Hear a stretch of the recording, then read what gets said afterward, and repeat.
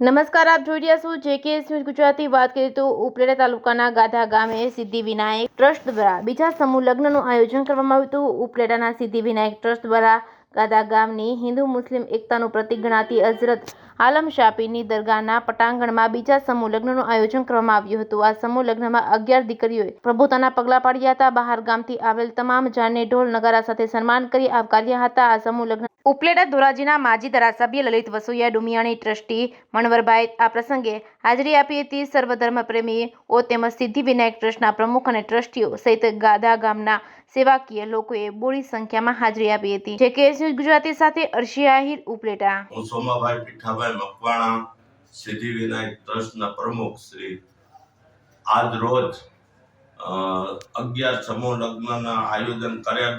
અમારી સર્વે સમિતિ ટીમ આખી સાથે મળીને આજે બે મહિના થયા અમે સતત મહેનત કરી અને આ એક સમૂહ લગ્નનું આયોજન કરેલ। સર્વે આપણે સમાજના જે કાંઈ આગેવાનો આવેલ એને ખૂબ ખૂબ અમે અભિનંદન આપીએ છીએ।